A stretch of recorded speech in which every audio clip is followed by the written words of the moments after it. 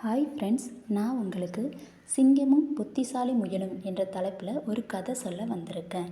ஒரு காட்டில் கொடிய சிங்கம் இருந்தது. அது தினமும் ஒரு விலங்கை கொன்று சாப்பிடும். எல்லா விலங்குகளும் பயந்து போயின. ஒரு நாள் எல்லா விலங்குகளும் ஒன்றாக கூடி, சிங்கராஜா, நீங்கள் தினமும் வேட்டையாடாமல் நாங்கள் தானாகவே ஒரு விலங்கை கொடுத்து அனுப்புகிறோம். ஆனால் ஒரே விலங்கு மட்டுமே. அதை கொண்டே பசியாற்றிக் கொள்ளுங்கள் என்று கேட்டுக்கொண்டன. சிங்கம் அதை ஏற்றுக்கொண்டது.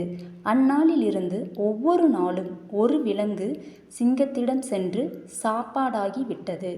ஒரு நாள் முயலின் பங்கு வந்தது. சின்ன முயல் பயந்தது. ஆனால் அது மிகவும் புத்திசாலி. அது தன்னிடம் ஒரு யோசனை வைத்து கொண்டது. அது சிங்கத்தை சந்திக்க மிகவும் தாமதமாக சென்றது. கோபத்தில் சிங்கம், ஏன் இவ்வளவு தாமதம்? உடனே சொல் என்று கர்ஜித்தது. முயல் தந்திரமாக, அரசே, நானும் இன்னொரு முயலும் சேர்ந்து உங்களை சந்திக்க வந்தோம்.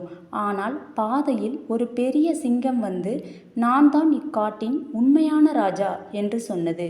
அது என்னுடைய நண்பனை கவ்விக்கொண்டது. எனக்கு மட்டும் தப்பித்து வர வாய்ப்பு கிடைத்தது என்று சொன்னது.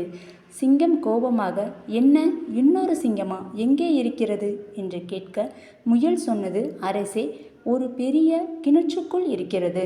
வாருங்கள், நான் காட்டுகிறேன். முயல் சிங்கத்தை ஒரு ஆழமான கிணற்றுக்கு கூட்டிச் சென்றது. அங்கு சிங்கம் தண்ணீரில் தன் நிழலை பார்த்தது.